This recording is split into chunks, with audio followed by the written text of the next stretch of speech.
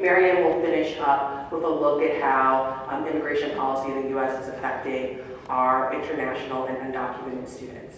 So, like I said, thank you again for being here, and I will hand it over to Cianna.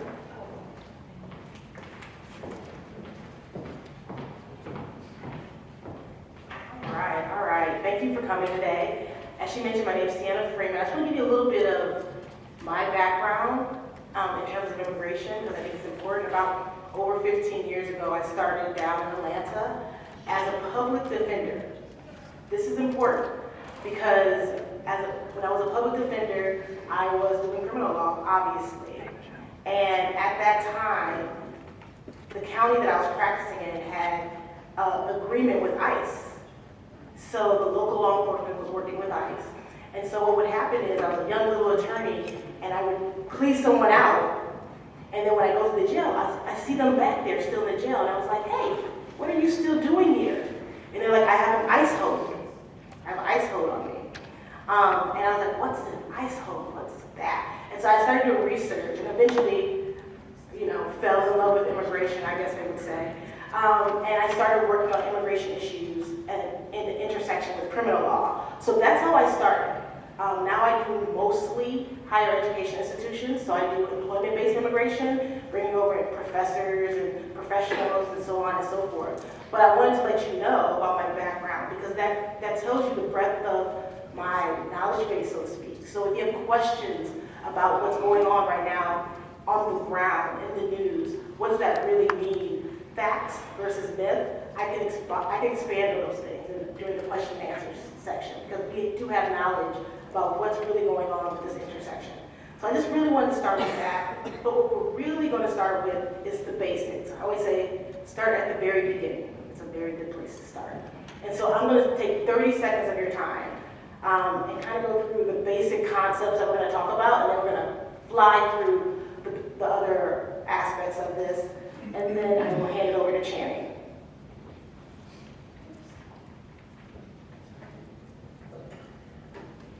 There you go.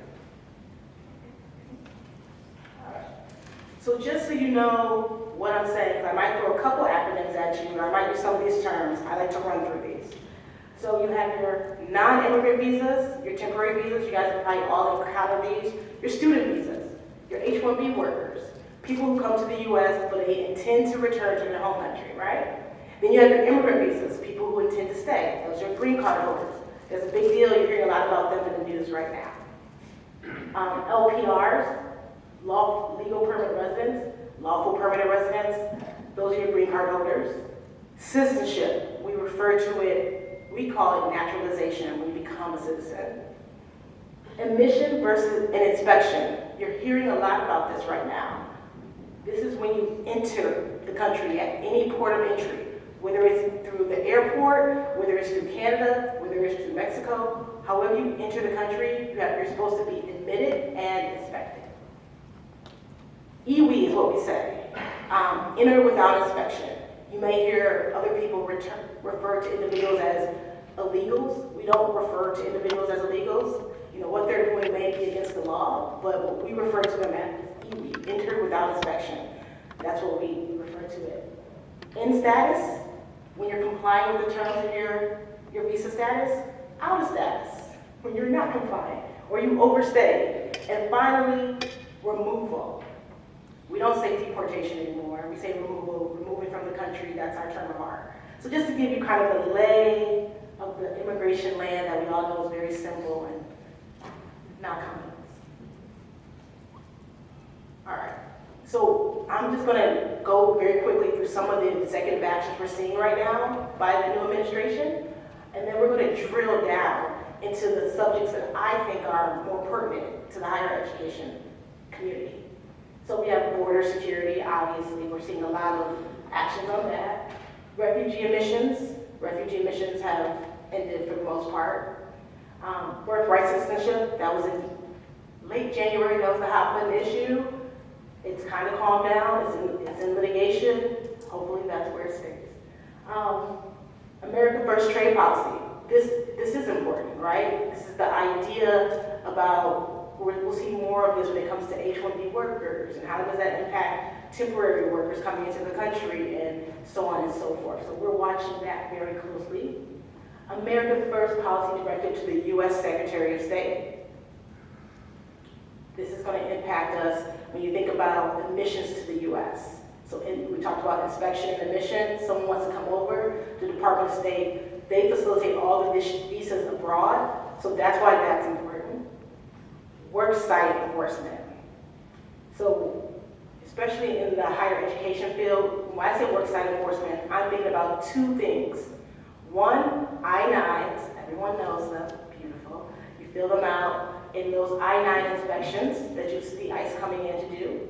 And then the second part of worksite enforcement that individuals don't talk about is H-1B workers, L-1 visa workers. If you have those workers at your work site, USCIS, Immigration Services, has the right to come and ensure that the worker is there, they're doing what you said they're going to be doing. So that's another side of worksite enforcement that people don't consider, but we are seeing that's on the rise right now. And you will see more of those inspections, and they're important. We'll talk about that because the officer can actually go and see where the individual is working.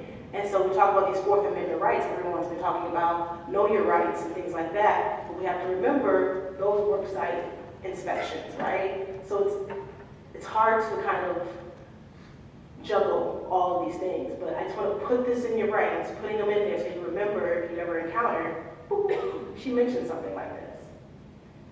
End of temporary protected status. A lot of people in temporary protected status. We're going to drill down more into that one. Travel and visa restrictions. We're going to drill down into travel and visa restrictions for sure. Green card processing and increased ICE enforcement. So that's what we're seeing right now, all of the actions going on in the immigration field by the new administration. So, temporary protected status. So, as you may know, we call it TPS. TPS is for when the Department of State or the administration has found that a country is facing some sort of turmoil. They allow individuals that are in the country to have temporary protected status for a limited amount of time. It's been going on for years. And right now what we're seeing is, we're seeing a lot of revocations of TPS. And so that is a big, huge issue for us right now because we're seeing these roll out, and once they roll back these TPS status, what we have to do is figure out whether or not this person has any other immigration relief they can apply for. How did the individual enter the country? Are they, which impacts whether they're eligible for immigration relief? Will they put them in immigration court?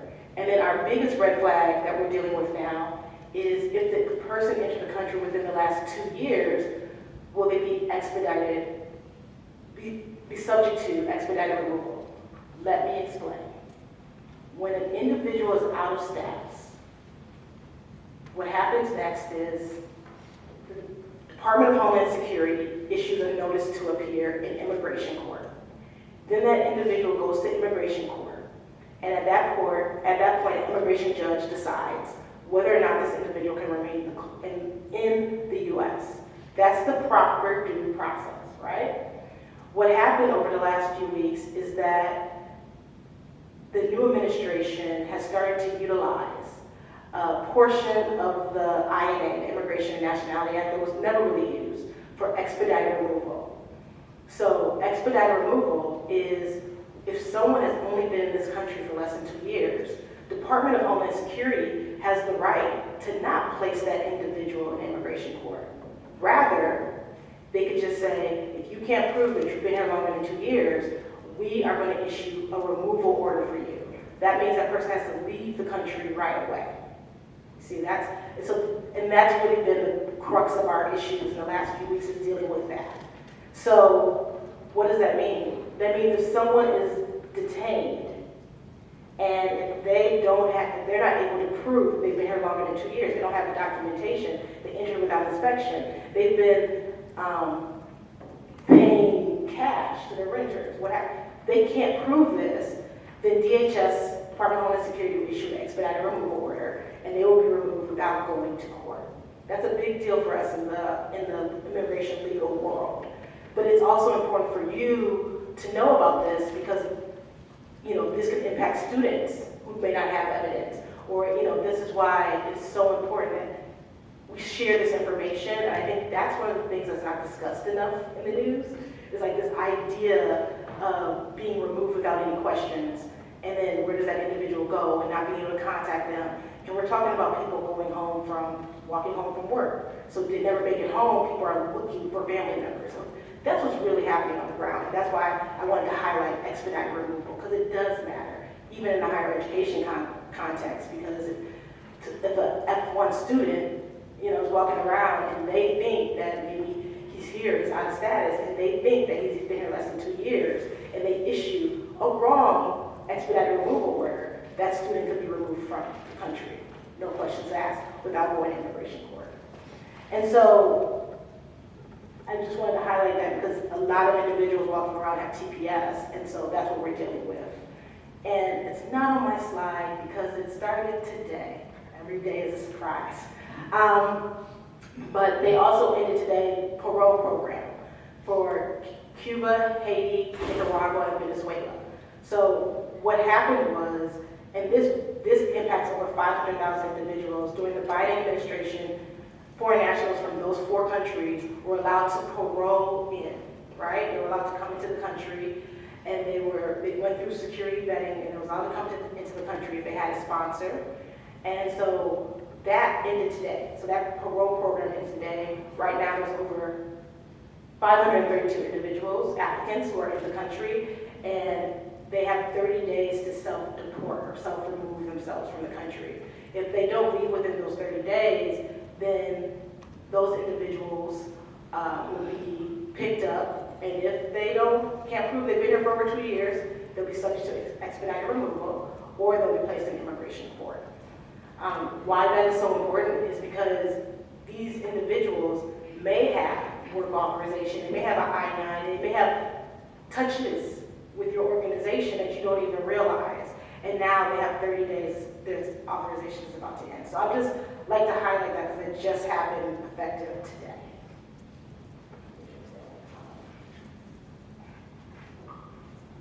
All right, travel and visas restrictions. I won't spend that much time on this slide because we're still waiting. There's no formal announcement yet. We did get a draft a couple of weeks. The news reported on a draft of a travel policy coming out where there was potentially 43 countries, 3 tiers. So it was a red tier, a yellow tier, and an orange tier. And the red tier could not enter the country or have heavy visa restrictions. And then the yellow tier would be subject to additional security, and the orange tier, that's where the draft that came out for the new travel policy said, we don't know what it's going to look like. We expect it to come out in the next 2 to 3 weeks. I've been telling all of my students, all of my visa holders, that they should not travel unless it's essential, because it's not about, you can always leave the U.S., but it's about getting back into the U.S. and what that process looks like. So will they get back in time for class? Will they get back in time for work? That's the question that we're most concerned about. We think they will eventually. They have to pass additional security checks, but we're not sure. So I've been telling everyone, don't travel unless it's essential. It's just wait a few weeks until we see what the policy is going to be, and then let's see what it looks like in practice. Because that what really matters, what happens at the consulate, right? So that's what we're seeing with travel and visa restrictions. The good news, the only good news, really good news is green card processing. We have not seen any changes in green card processing. We haven't seen any rules coming out about it. Our only concern is with the America First policies. We may see something down the road, but it's certainly not a priority right now. And so we are seeing increased backlog. So during the Biden administration, they were rolling back in-person interviews. So we would have, for example, a married couple, just like you see on TV, a married couple, and they would typically go in to do an interview to get their green card. During the Biden administration, we were seeing less of that. If you provide enough evidence that the marriage was bona fide, they'd approve the green card. But now we're all going back to interviews. So we're seeing an influx of interviews, in-person interviews again, and a lot of scrutinization of these applications.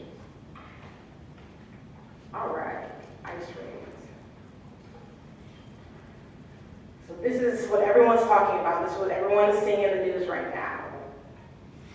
I'm going to tell you, this is what we're seeing right now is not intense. It may be, they're highlighting it on the news, but it's not really intensified yet, because they're still getting detention centers prepared, doing their federal contracts for places to put individuals. We don't have many places to detain them, just logistically. So we expect it to become more intense over the next couple of months. Obviously, I just spoke about the parole program that's ending in 30 days. That's over 500,000 people that need to be removed. They don't self-deport as they're asking them to. So we are going to see intensified efforts. And I always like to point out that there are daily quotas, allegedly, I have to say allegedly, the jury naming, for ICE arrests. And so what you're really seeing on the ground is you're seeing them go to get an individual who has a removal order, and while they're executing that removal order for that individual, if there are people around them, they're questioning them as well, and then they'll pick them up if they're also. So we're seeing more of a narrow search. It's not like a big scoop up. What's happening is they're going to look for an individual, and then if they see other people there, then they pick them up as well. So that's what we're seeing on the ground, what's happening, is them getting individuals who have prior removal orders and removing them from the country. The reason why we saw this, at least I, in my practice area, I have seen a huge intake, a huge concern in the higher education community is because the sensitive place memo has been rescinded. So during prior administrations, there was a sensitive place memo where ICE wouldn't go in certain places, hospitals, schools, to detain someone. And that memo was rescinded early in the Trump administration. So that's when everyone was like, does that mean they're going to come on college campuses? Does that mean, what's going to happen? And you saw this increased fervor.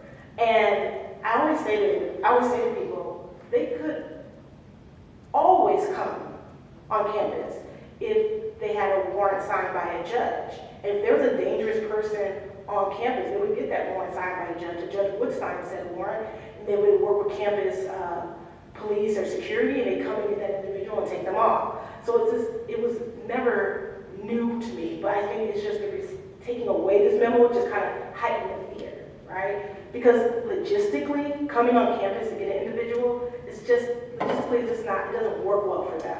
It's just too complicated. So in practice, most ICE officers would prefer to just encounter someone in a public parking lot and detain them. They tend to stand outside an individual's house to detain them. It's easier than knocking on the door and trying to get inside their house and have a warrant or what have you. So logistically, most ICE officers don't go into these sensitive places because of the news and all that would happen and the logistics. But you saw this heightened concern because that memo was taken away.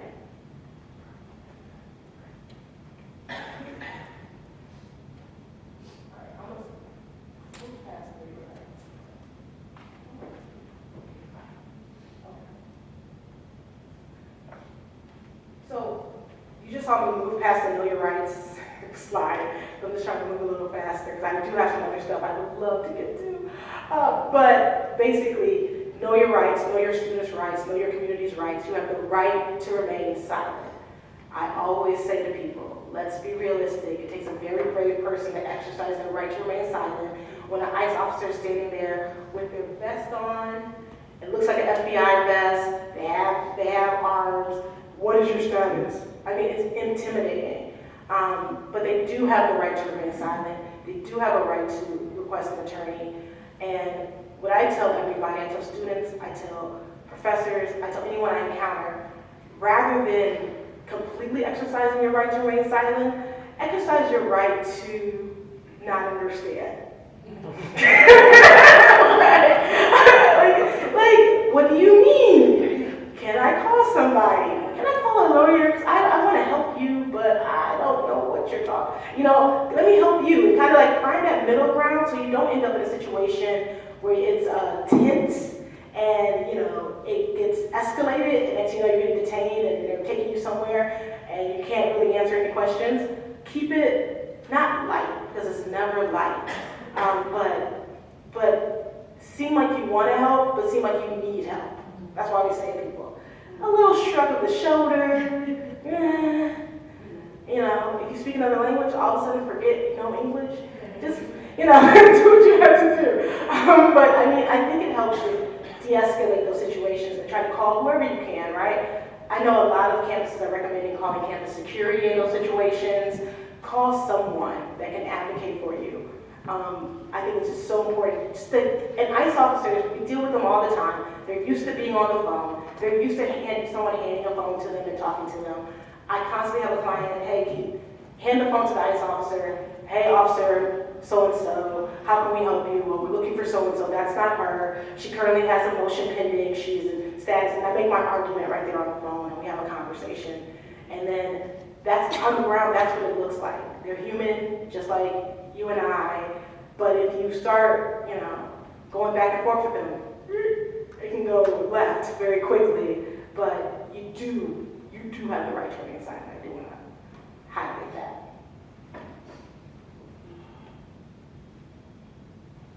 So I always like to dedicate a slide to just talking about the rights on campus and whether ICE is going to come on campus, because it's such a conversation. And in general, ICE can come into public spaces. It's the private spaces that are protected by the Fourth Amendment. It's the private spaces where you need a warrant for. So I consider dorm rooms to be like someone's apartment. You need a warrant, right? But to get into the dorm, there's a door that doesn't require ID or a scan card, and they can walk into it like any other public person. They could probably walk into there without any problems. So it's always about public versus private space, and then we have pseudo-private space that attorneys would need to litigate to figure out whether there's a reasonable expectation of privacy. But I think that when you're talking to individuals out in the community about what are their rights, it's public versus private space, right? And I always tell people, protect your home. When you're in the home, that's when you get a little more, confident. Don't open your door. If they don't have a warrant, don't open your door. And so that's what we're telling a lot of people in the community, you don't have to open your door. Your home is, sacrosanct. They need rights to get into that door. So those are the little tidbits we've been sharing around the community. I share with you so you can share with your communities, because it's important to know. So we spoke about warrants, subpoenas, but I also always like to highlight, just very briefly, FERPA. As in higher education, FERPA protects a lot of the students' privacies and their information. And so it's not as easy as ICE just going up to the general counsel and saying, give me information about this person here at my institution. It's not that easy. There's rules in place. However, I know everyone has seen the recent articles about what's happening with ICE getting information from the IRS and things like that. So we're watching those closely to see how they negotiate with other agencies that traditionally have not disclosed information to ICE. Because one of the things we do as immigration attorneys is we have always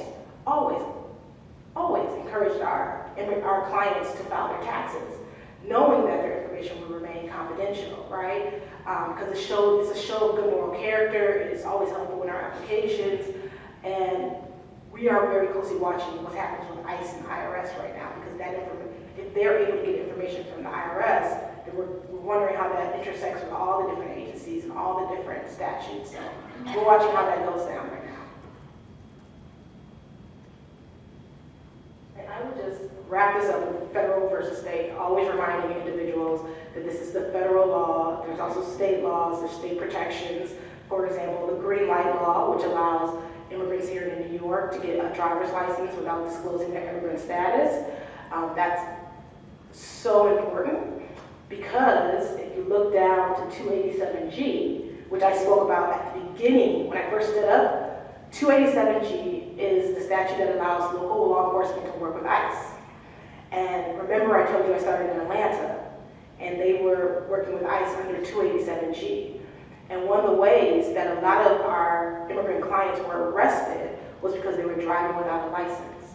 And so what happened is they were driving without a license. You get pulled over by local law enforcement. They take you into the police department. They would scan your biometrics, and then their system would link with ICE. An ICE hold would come, and then they would notify ICE. ICE would come and pick them up. I tell you, like that was the recipe. It happened time after time after time, and so that's why people are so upset with and there's litigation right now from the Department of Justice against New York, is because we issue licenses.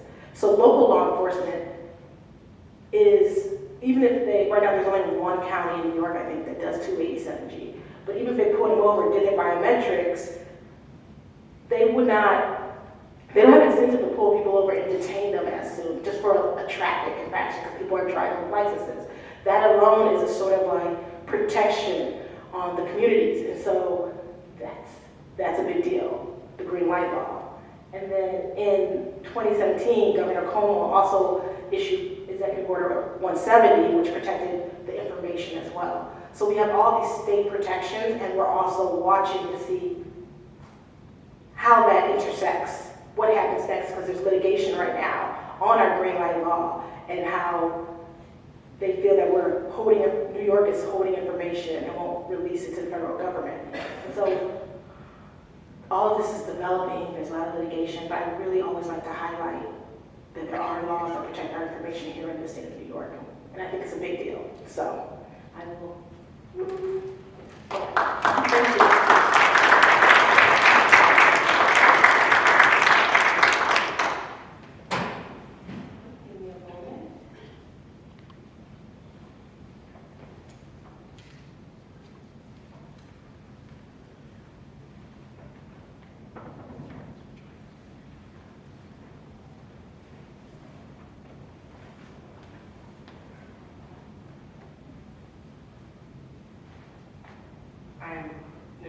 I'm a millennial and I should be better at technology, but I'm not. What view did you use to, is it presentation? It's a little presentation. Oh, slideshow. At the top.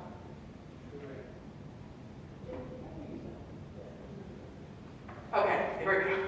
Great.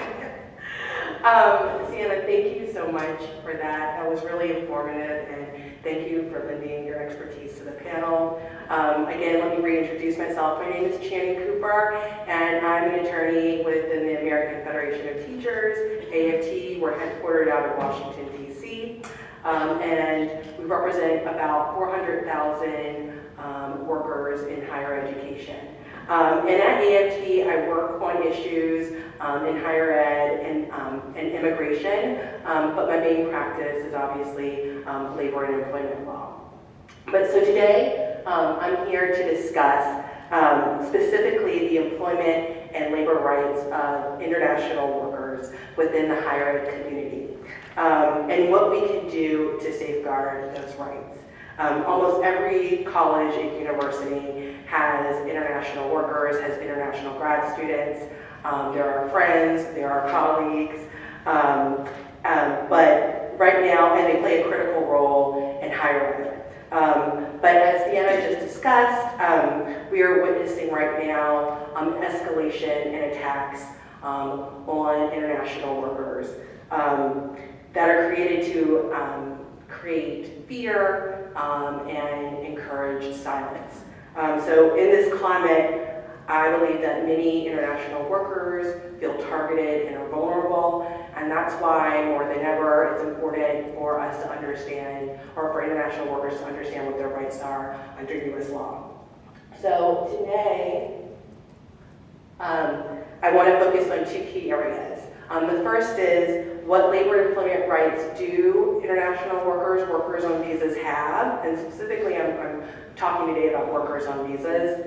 And then finally, how the university community together through collective bargaining can help to protect international workers. So if you are an international worker, you have to have some sort of work authorization to be able to lawfully work inside the United States. And there are 5 major categories for visas that U.S. campuses use to employ international workers. Cianna went over it a little bit, but I thought I wanted to take this opportunity to go over them, to go over those 5 main categories again. So the first is J1 visa. J1 exchange visitor visas are widely used in higher education for roles such as visiting scholars, research scholars, postdocs, and exchange professors. And the J1 program is administered by the U.S. Department of State, or the State Department, and it can last up to 5 years. Next is H-1B visas. H-1B visas are primary work authorizations for international faculty, researchers, and specialized staff in the U.S. These employees must be paid similarly as, much as similarly skilled employees in their same geographic area, the geographic area in which they work, and must hold at least a bachelor's degree. So this is people who have a specialized area of expertise. An H-1B visa is valid for 3 years, but can be extended up to 6. And we find that many H-1B visas, H-1B holders will later pursue employment-based permanent residency. Next, we have F-1 visas. Many of our graduate students, international graduate students, are here on F-1 visas, which authorize them to engage in their academic studies, and that includes the work that is related to their academic studies. And an F-1 visa is valid for as long as you are in your academic program. And then we have 2 other visas that are not as commonly used as the H-1B, J1, and F-1, but I still wanted to just let you know what they are. That's the O-1 visa. The O-1 visa is commonly known as the celebrity visa.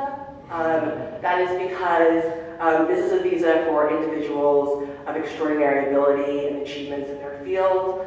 I would like to think that Albert Einstein might have been on an O-1 visa when he came here, but a lot of international celebrities come here on O-1 visas. But it can obviously be used in the context of higher education as well. And then last but not least, we have the TN visa, and this is the visa that is authorized for citizens of Canada and Mexico, and this is a part of our U.S. trade policy with Canada and Mexico. And it's also worth noting that DACA recipients and TPS holders can also be a part of the campus community with a work authorization, excuse me. They are not visas per se, but they are authorized to work lawfully if they receive an employment authorization document. And of course, there are legal permanent residents who have permanent status to live and work in the U.S. by virtue of holding a green card. They can work anywhere in the U.S. So since Trump took office in January for the second time, we have seen an increase in the targeting of individuals, particularly who are foreign nationals, who are lawfully residing and working in the U.S., but who may be vocal critics of the Trump administration's policies. And most of these residents are, or many of these residents may be green card holders, in fact, who are now facing scrutiny only because of their political beliefs and ideologies. And this pattern suggests a really troubling effort to suppress dissent and discourage free speech.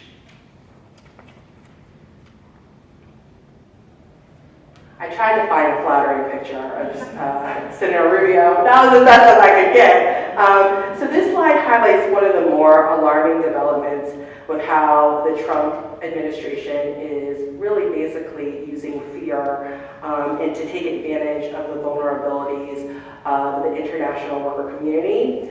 It was reported by the publication Axios that the State Department has launched an initiative called Catch and Revoke, in which they're utilizing AI technology to monitor the online presence of individuals, and specifically international workers, and even more specifically international students and our international graduate students.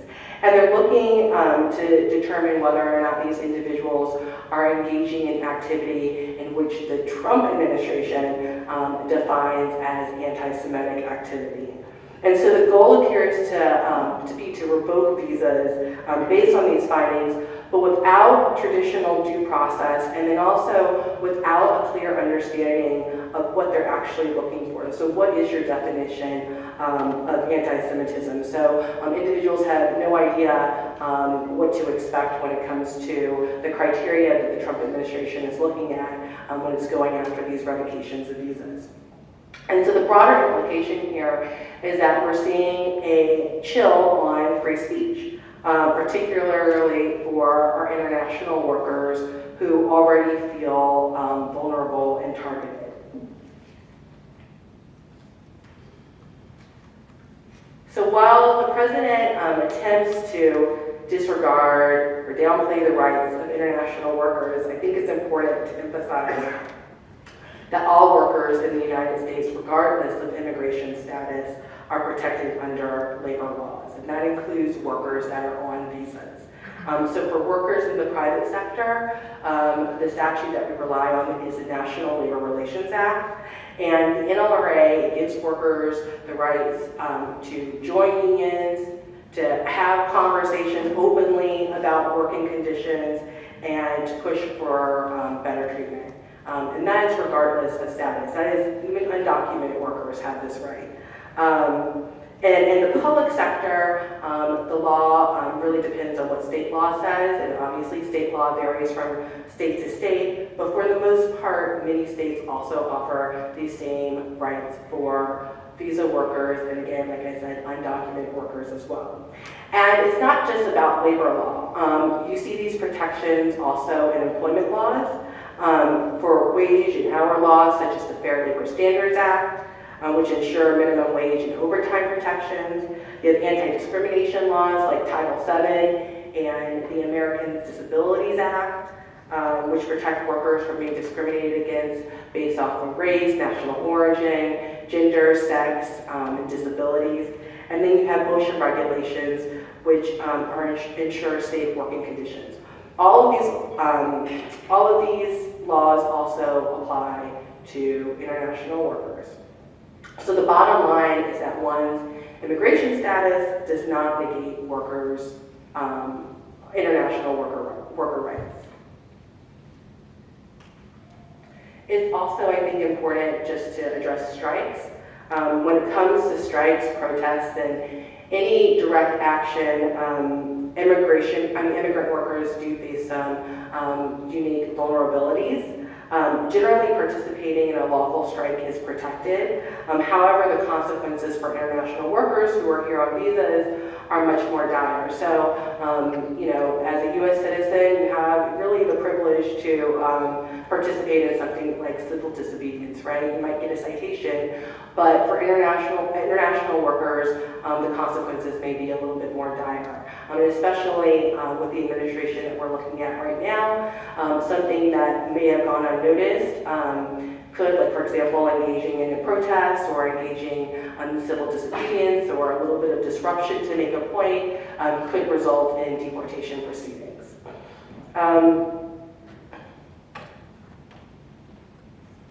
I guess I just want to say one other thing that as a union we're concerned about is, when we're starting to engage in these lawful strikes, what do we advise for our fellow brothers and sisters within our community who are international workers and who are on visas, how they can participate in this collective action. And we've been very conservative with our advice moving forward, understanding that during this time right now, they are particularly vulnerable. And that's even, having concerns about whether or not they'll be targeted by immigration enforcement while engaging in a lawful picket line. So these are some things that right now, as a union, we're still considering and we're mulling over as far as what's the best advice to give to our workers. But for me, I always want to err on the side of caution. Like for example, when Cianna said, right now, because everything is so up in the air, when it comes to whether or not you should travel, please only travel for emergencies because we just don't know. Everything is so unsettled right now in this area of the law. And many international workers also worry about whether or not they will lose their visa status if they go on a strike, because What does the strike require? It requires that you stop working, and of course, in many cases, your visa status is contingent upon you holding employment and working. So as of now, H-1B visa workers are protected. Once designated as an H-1B visa holder, federal law states that the participation in a strike or any other labor action that results in a work stoppage cannot be grounds for deportation. There are some risks for F1 student visa holders, though, in both the public and private sector. If an F1 holder's work is suspended during a strike, there may be a chance that the visa might be at risk upon certification by the U.S. Secretary of Labor of the strike. However, the likelihood of this happening is very small. First, strikes don't often happen, but also when they do, they usually happen over short periods of time, and we rarely see the Department of Labor certifying the strikes. And unfortunately, there isn't much guidance on the law with regard to the other visas, and those visa holders' rights to participate in a strike. So taking that into consideration, we always advise our international workers to reach out to Immigration Counsel to decide what's in their best interest. So workers on visas in the United States are also protected under the First Amendment of the U.S. Constitution. That means that the U.S. government or any publicly funded entity, such as Hunter College, cannot retaliate against foreign workers simply for expressing their opinions on matters of public concern, such as U.S. policy, social justice issues, or politics. So, for example, if a visa holder joins a lawful protest against government policies, let's say immigration enforcement, they are protected from a public employer's retaliation, just like a U.S. citizen would be. But of course, there are still risks in practice, especially for visa holders, but constitutionally, visa holders do have the same protections with regard to the First Amendment as U.S. citizens do. So collective bargaining can be a very effective tool for protecting international workers. And at the union, we always encourage our locals to think about how they can work with the universities and colleges to further a shared interest. And that is to protect international workers. They are very valuable on campus and offer a lot of critical work to our communities. So some provisions to consider would include providing leave to the employee to attend an immigration proceeding or matters, paying certain legal fees related to employment-based visas. I've also seen where the union and the employer will create a joint fund that both entities will contribute to sponsor any sort of legal work for an international worker that's dealing with an immigration matter. And then to include strong anti-discrimination language stating that the employer will not discipline, discharge, or discriminate against a worker because of their immigration status or because they may be going through immigration proceedings. And then one last powerful step that unions and universities can take together, and again, this is going back to the concern that Cianna brought up with regard to ICE coming on campus, is to negotiate a formal policy that stating that universities will not voluntarily cooperate with immigration enforcement. And really, this kind of policy sends a strong message to the community that campuses will not be a tool for immigration enforcement or immigration control. So a non-cooperation policy, as we sometimes call it, could include commitments like the employer will voluntarily share employee information with immigration authorities without a subpoena or a warrant. They won't allow immigration agents onto the premises without a warrant. And they'll notify the campus community if there's any requests for visit from immigration authorities. And this doesn't mean that the university is breaking the law. They're simply asserting their right to legal due process before cooperating. And these policies, and some of you guys can maybe already attest to it, are already currently negotiated at many colleges and universities across the United States. So for international workers, knowing that the employer has their back, supports them, creates a sense of dignity that is empowering, and it also creates a sense of safety on campus, which would help reduce the chilling effect that some of these Trump administration's policies are having on our international workers, and also reduce anxiety on campus and allow them to actually do the job that they were hired to do without fear of being deported or targeted. So if your workplace doesn't have a policy like this, I really encourage you guys to consider during its contract negotiations to negotiate it, or to encourage the university to pass a policy like this through a workplace action. And so the goal is simple, it's to protect workers, demand due process, and simply to keep immigration enforcement out of the workplace. So with that said, I will turn it over. Thank you.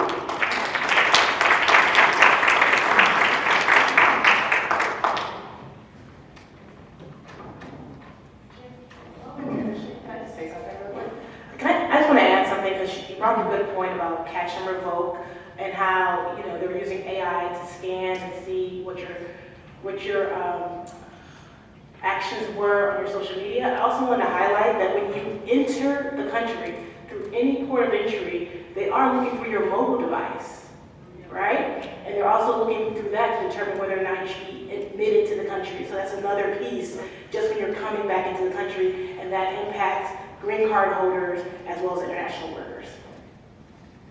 And U.S. citizens. And U.S. citizens. Please. Yes.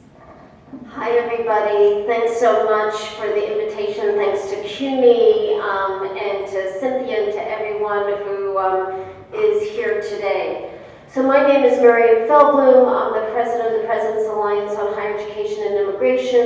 We're an alliance of close to 600 presidents and chancellors and their institutions from across the country, public and private, small and large, faith-based research, community colleges, special focus institutions, four-year institutions. Our goal, our mission is to support immigrant, including undocumented, international and refugee students and other campus members, to support forward-looking immigration reform and positive change at the federal level, to fuel our campus members and our partners to enact positive change at the state level, and also to ensure that our campuses are welcoming environments and champions for immigrant, international, refugee students and what they do in terms of their policies, processes, and supports on campus. So here's what I'd like to do today, and there are kind of two major takeaways that I would want to leave you with. One is to really have a good sense of who's on your campus, and it's been great to hear from Cianna and Channing to start thinking about how are we understanding the diversity of immigrant, international, and refugee populations on our campus. That's one, and I'm going to kind of talk a little bit about the overview and then give you 4 data points to dig a little deeper, and then to think about what's happening in terms of the executive actions and orders, and what can we do, right? What actions can we take as campuses? So first, let's just think about who's on your campus, and I'm going to focus on immigrant origin students, first and second generation immigrant students. A first generation immigrant student is someone who's been born outside the U.S. to immigrant parents. Second generation immigrant student is someone who's born in the U.S. who has one or more parents who was an immigrant. So, for example, I'm a second generation immigrant. I have parents who were refugees who came to the U.S. We often think about immigration policies and immigrant students on campus as what campuses are doing for the students, this kind of act of altruism. But in fact, this is an investment in talent by campuses, right? In order for campuses to be sustainable, viable, and relevant now and in the future, they need immigrant origin students. They need the international students and professionals and workers that we've just been talking about. This is crucial for higher education. Let me just give you a few data points as overview, which is that immigrant origin students make up around 32% of all students in higher education. 32% of all students in higher education. Of course, in some states like New York, it's actually closer to 50%, 47% in New York, over 50% in California. In 23 states, 1 in 5 students is an immigrant origin student. So this is not just about a few states. Yes, immigrants are sometimes concentrated across the country, but this is really a U.S. story. Second, 90% of domestic enrollment growth in the United States on campuses, so 90% of domestic enrollment growth in higher education was driven by immigrant origin students from 2000 to 2022. So we talk about the demographic cliff in higher education. Without immigration flows into the U.S., it would be far more severe.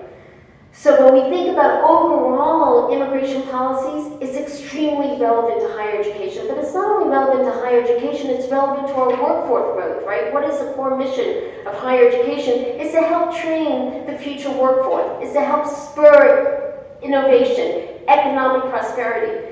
And immigrant origin students are key to that story, are integral to our communities.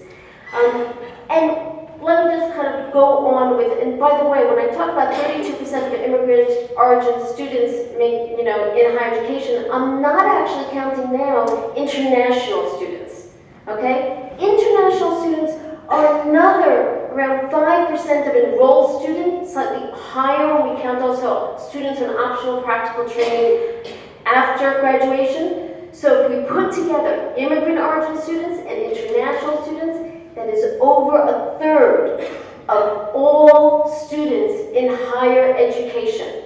Again, a crucial part of our higher education communities. Not a part of from our mission, but a part of our core mission as higher education institutions.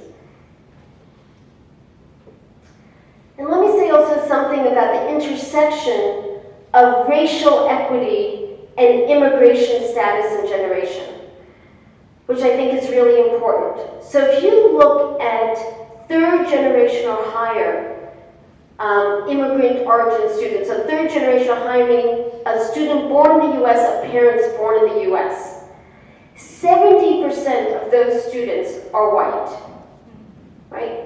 Under 30% are students who self-identify students of color. But when you look at immigrant origin students, right, then all of a sudden you see that the majority of immigrant origin students are students of color. Around 80% are students of color.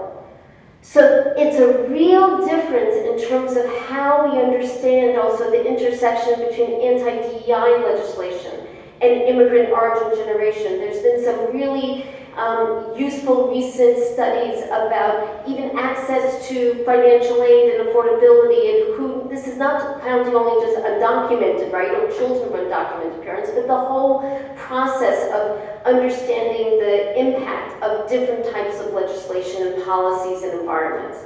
So it's important to see when we're talking about immigration generation and immigration status to understand that intersection.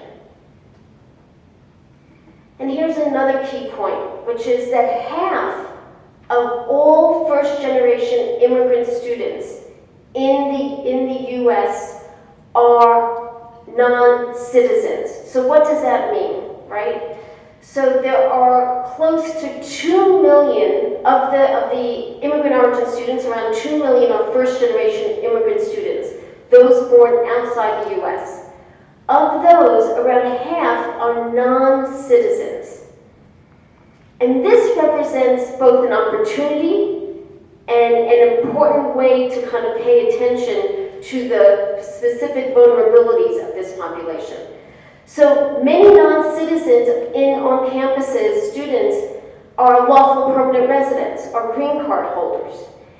And this is an opportunity for colleges and universities to support the naturalization of those on their campus who are eligible to naturalize. So for example, CUNY has Citizenship Now, a great resource that helps with naturalization. Every campus can help support the naturalization processes for those individuals on the campus, students and employees who are non-citizens. In fact, think about Constitution Day in September. We're all trying to figure out sometimes what we're going to do for Constitution Day in September. A naturalization process, support for naturalization for eligible citizens. Clearly even more important now as we see that LPR's green card holders are also facing more vulnerabilities than they have been in the past. This was also true during the first Trump administration, in which there were more efforts to naturalize during the first Trump administration. The Biden administration actually was able to decrease the backlog for naturalizations and an increase. That actually used to be that only 45% of all first-generation immigrant students were citizens. There were more non-citizens than citizens.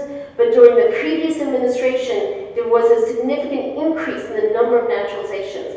Now, too, that's an opportunity for campuses. I would kind of put that in the bucket of the least we can do, right? Then what about those non-citizens who are not green card holders, who may be in more temporary precarious statuses?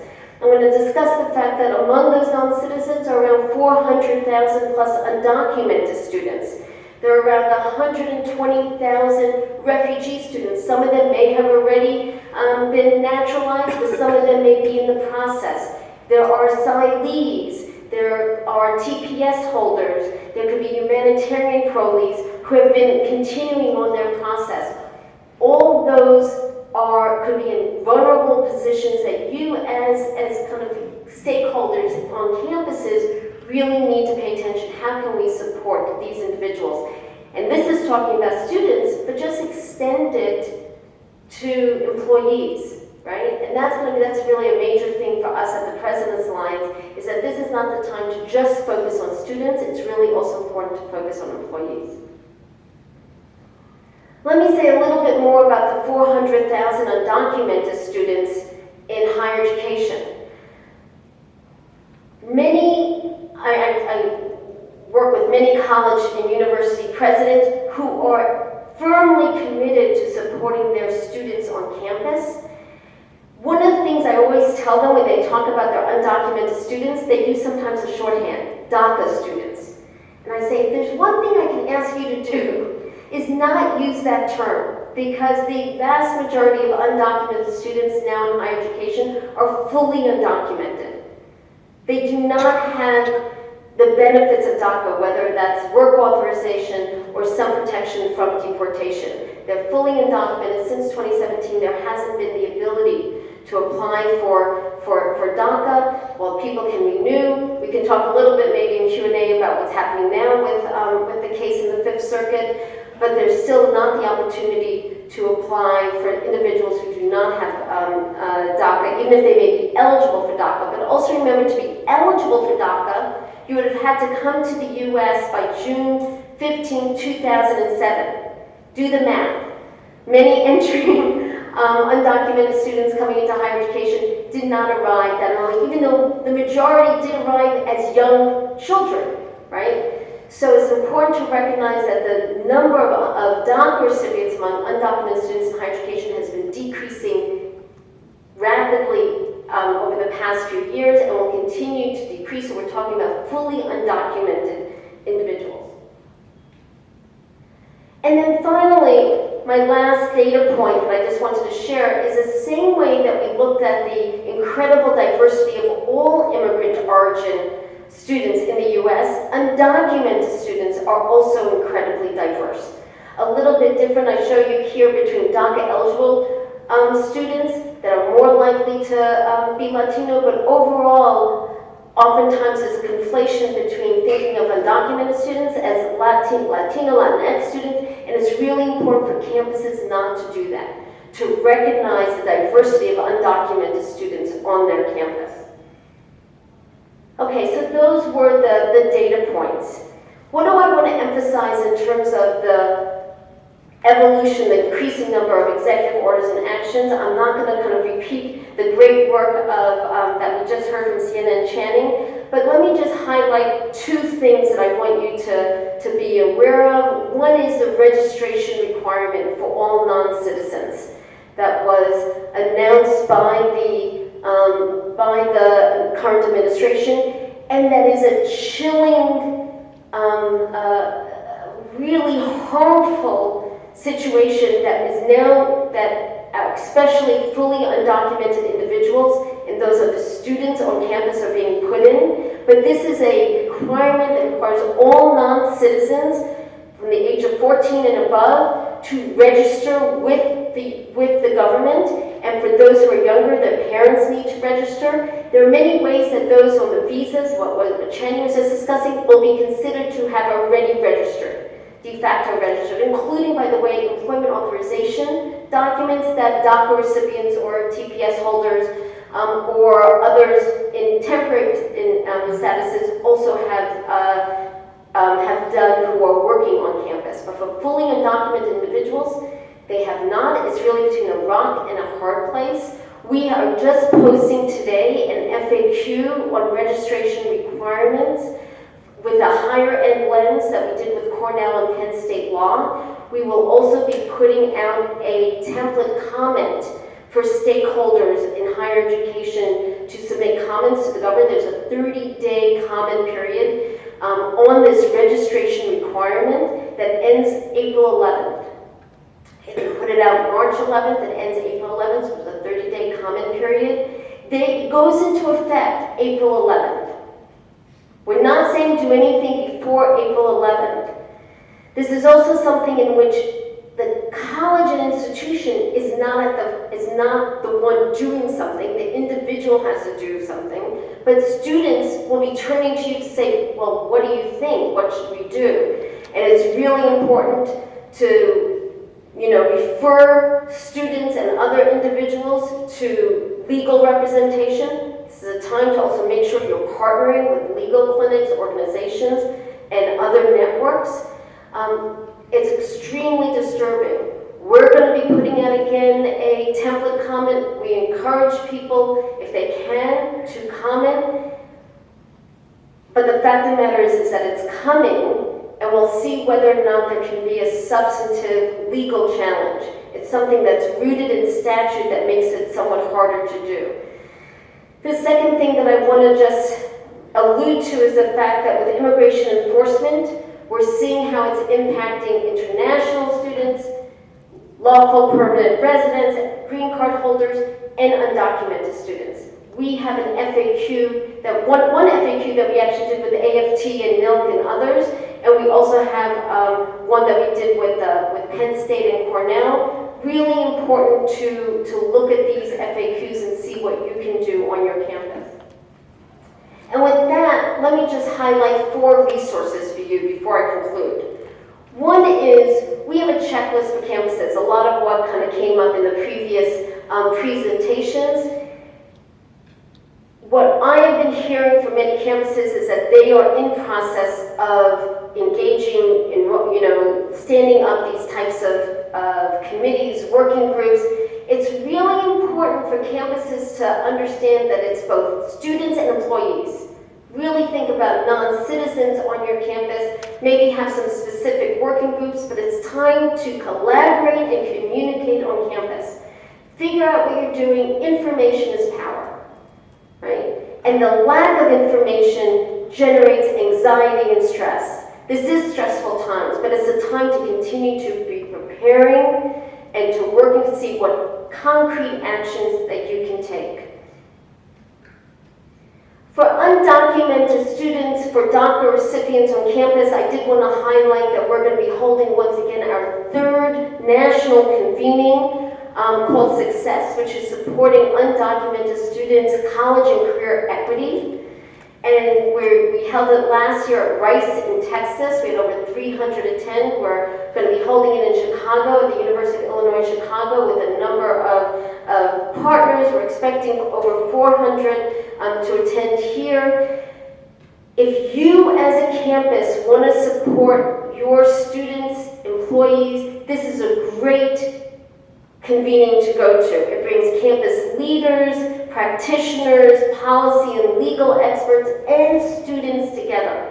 We need to be in this together. We need to work together. We need to figure out what's working, both in states that are presenting more hostile environments, as well as states that also create some opportunities. For example, in New York State right now, there is an opportunity with the employment, with the Empire Licensing Act, to actually increase eligibility for undocumented individuals to access professional occupational licensure. Right? We're working with our CUNY and SUNY and other colleagues to help that pass, right? To provide the information. There are things that we can do positively, but also certainly we're in a defensive mode as well. And we're going to be really leveraging the opportunity of the conference to discuss all that we can do. Another resource, the Rights and Immigration Hub on our Higher Ed Immigration Portal. There we have things for FERPA protections. We have a lot of great FAQs around that, around how you can support students in detention. We're also doing more on that, but the different resources, issue briefs, all this is specifically kind of designed for campuses and students to support immigrant students and employees. Then finally, and this is also I'm going to put into the bucket of the least we can do, which is every campus that has DACA recipients and others in temporary precarious statuses, look to see what we can do to help support their path to an employment-based immigration option. H-1Bs, O's, I will say, Channing, we actually say O's can be for lots more than Einstein or celebrities, right? We have seen O's and H-1Bs, and we've been working with campuses over this past 6 months to really think about it, not just for academics, but for all different types of professionals. You know, one thing that one of our members, Michael Crow, who's the president of ASU, says is that this is just a simple, straightforward talent recruitment and retention. You want this individual, right? Then employment-based visas is a way to go. We're also going to be having on this legal pathways at work resource hub coming up in a couple of weeks, a learning and screening tool for all students and graduates who can see to what extent am I eligible for an employment-based visa. Where do I position myself? So it's a tool that they can go through and they kind of learn where they are, and also it'll be helpful in the future. We're connecting it also to some legal consultations that we'll be offering.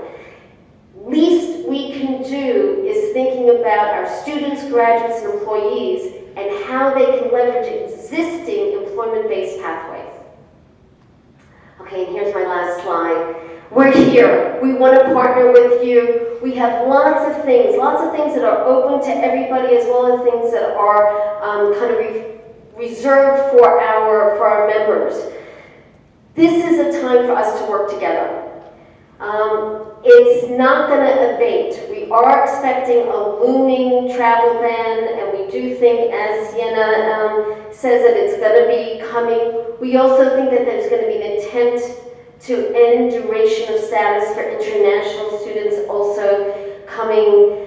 We think that there could be a tax on institutions that are supporting enrolling in different ways undocumented students. We are so grateful to be working with partners like AFT, like NILC, like CUNY and Hunter, and I'm just so grateful that I think you may know that Nancy Cantor, who's the president of Hunter, is a member of our board, a member of our steering committee, and a co-founder of the President's Alliance. We have presidents who are looking to help. They may be more measured, they may be less public than I know that some people want, but we're trying to be strategic and working to leverage all the tools in our toolbox, as well as looking to see when we need to speak out in a way that individual campuses cannot. So thank you very much, and back over to you, Channing.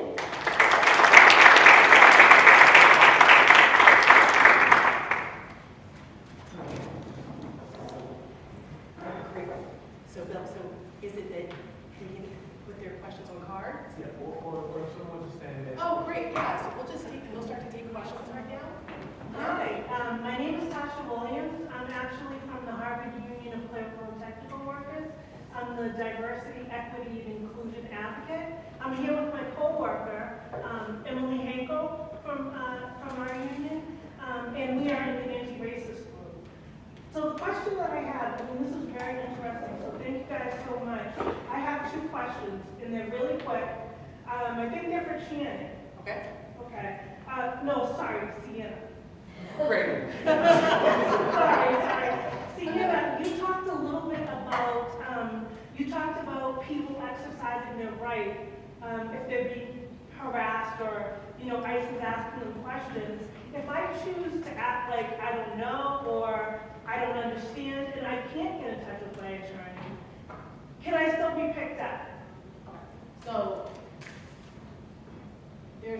so technically, they're supposed to have reasonable suspicion, and then they're supposed to have, some sort of cause before they can detain you. And so what we're seeing,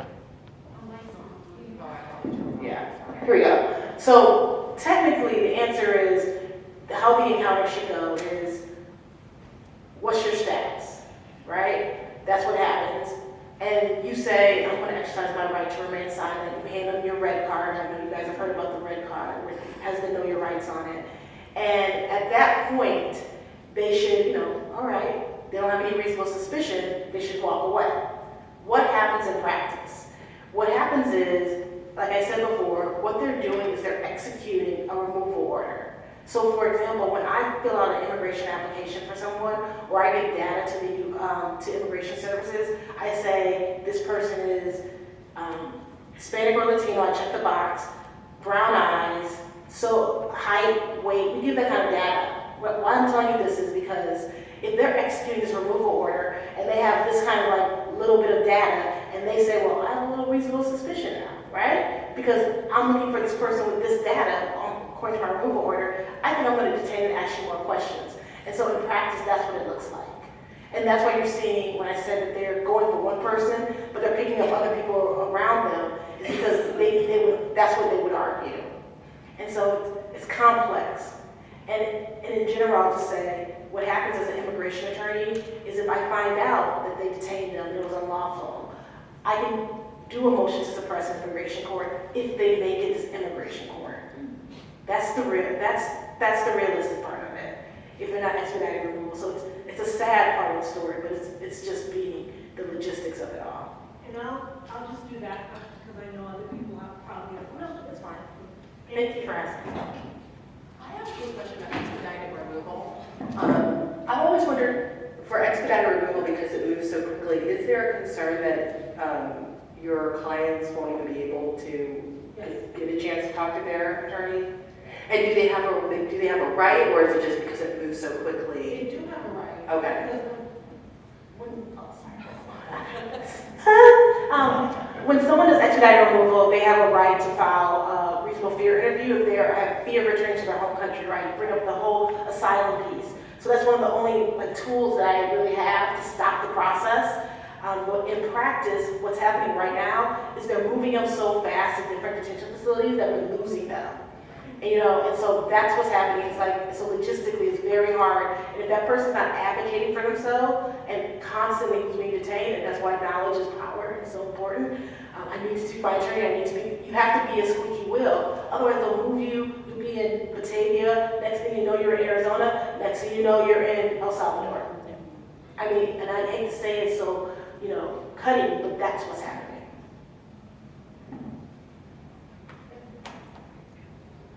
My name is I'm from Florida International University in Miami. So this is especially relevant to us for many reasons. Thank you for this. I had lots of questions, but you answered most of them. So I only have one left. And it's, how would you respond to people who say, yes, we understand this is tough, but it's necessary. And I have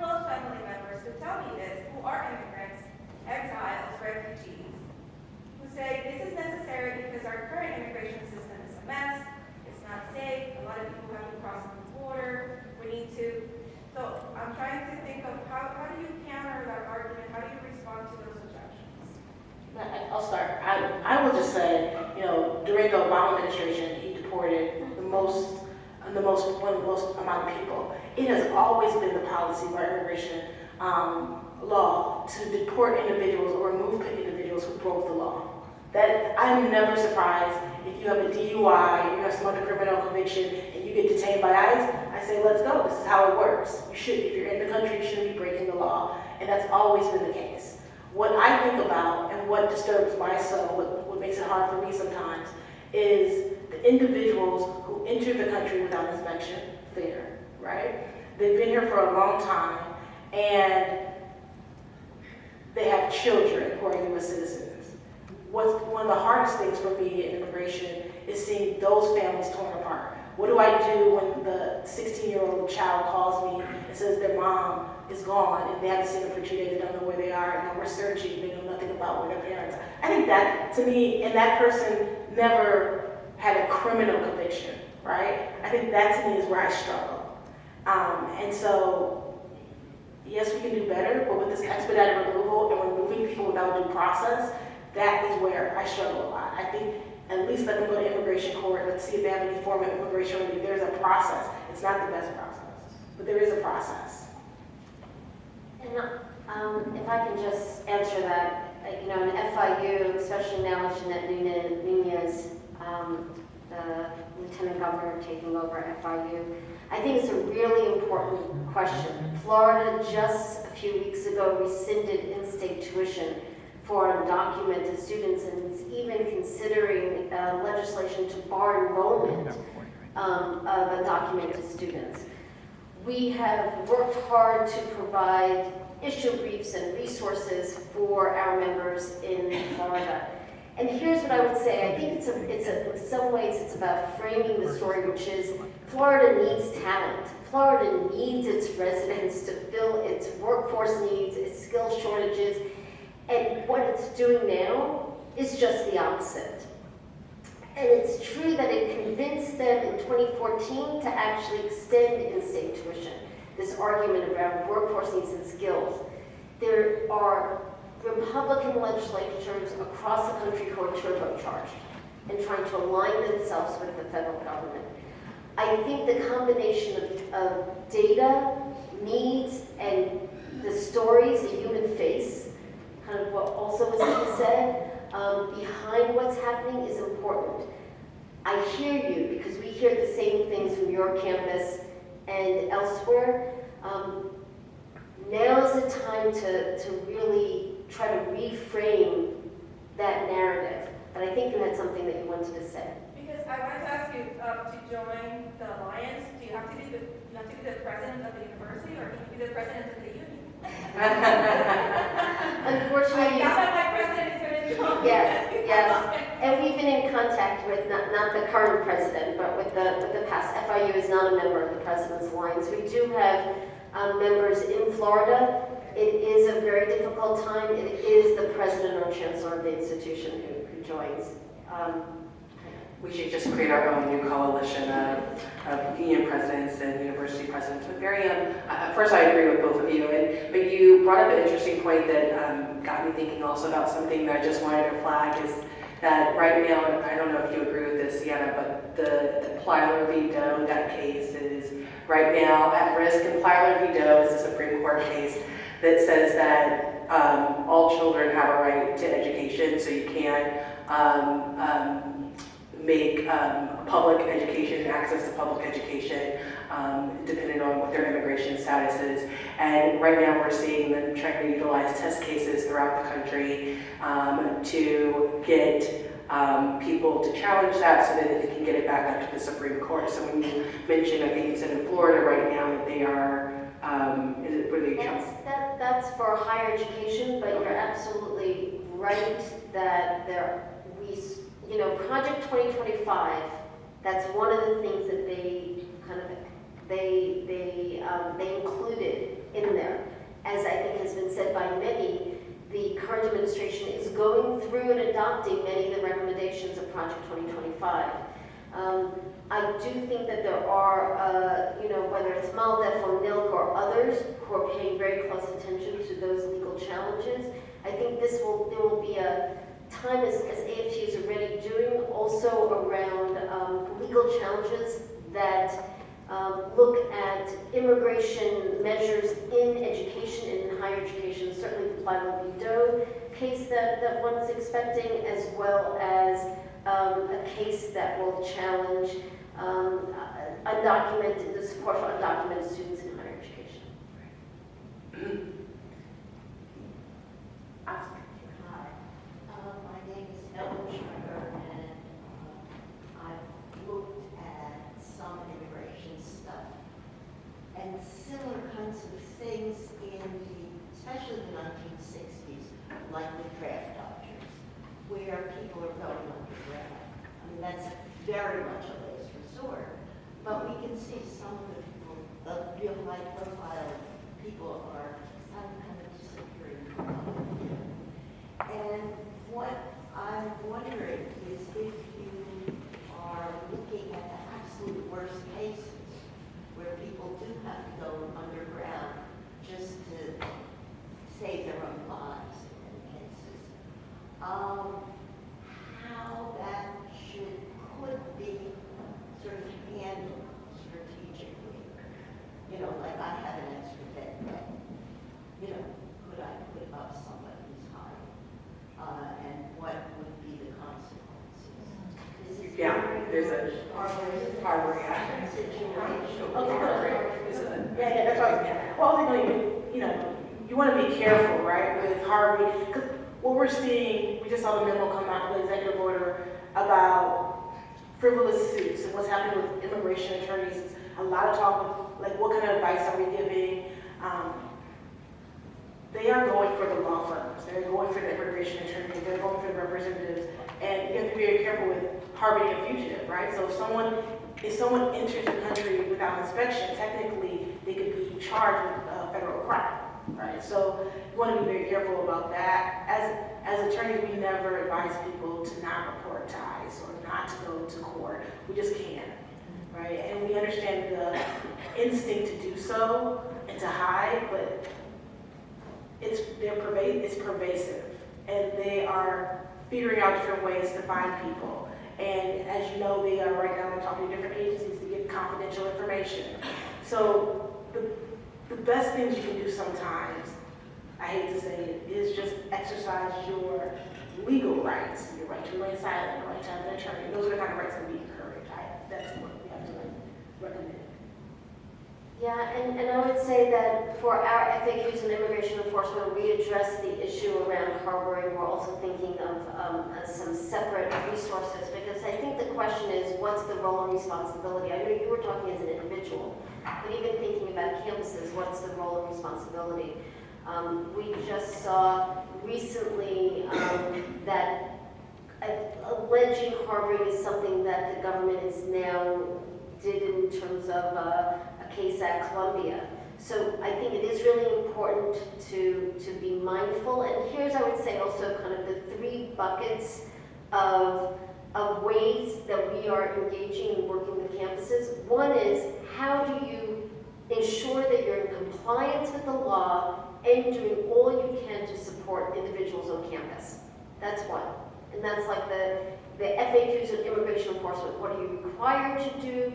How can you support? What can you ask? For example, judicial warrant as something very, but what's the difference between a search warrant and a judicial warrant and an administrative warrant? That's one bucket. Second is, how can we engage in advocacy and work to convey why these are really problematic? So, for example, submitting comments, legislative and administrative advocacy.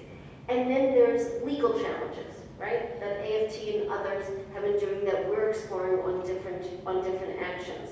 Those are three kind of ways in which one can approach what's happening. The other thing that we also hear from colleges and campuses, whether it's Hunter and others, is how can we ensure that a student who may be detained or deported can still finish their degree? Right now I'm talking about students. So that's also something that we're looking to help support and amplify. So there's, for example, Cerritos College that has a agreement with a college in Guadalajara, so that students who may go there can continue their degrees. Others are doing other remote learning. If an F1 student gets deported, how can that student continue to to learn remotely from a country outside the US and still get access to a degree.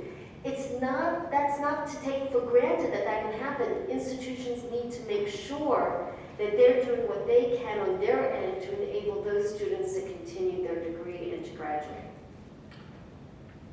Well, I think, okay, we have 1 more minute, so I'm going to go to you. You've been so patient. Okay.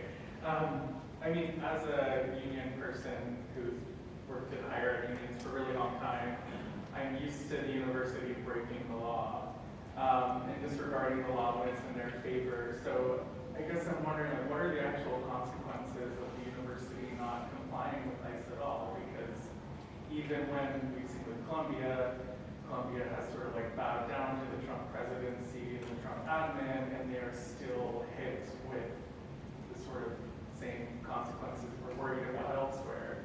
So, like, what are the actual consequences of the university just saying, no, we're not going to let any ICE agents on campus no matter what? I mean, right now, in this political climate, unfortunately, the consequences, the threats of pulling almost 20% of your revenue, I mean, it's, I mean, before there was autonomy, you know, on campus, and that universities had the right to manage the day-to-day affairs, and they still do.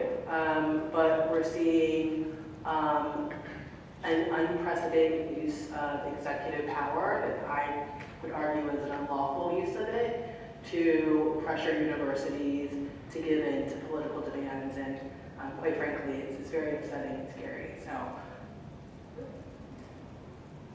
Yeah, and again, as an organization representing presidents and chancellors, I recognize my positionality on this panel. What I will say, this is one of the reasons why we do not, as an organization, recommend the use of the term sanctuary campus. If you think about sanctuary campus, that's an act of civil disobedience. Exactly what you're saying. I'm barring the door. And oftentimes, unlike perhaps a church where there is just one door, there are many public spaces on college campuses.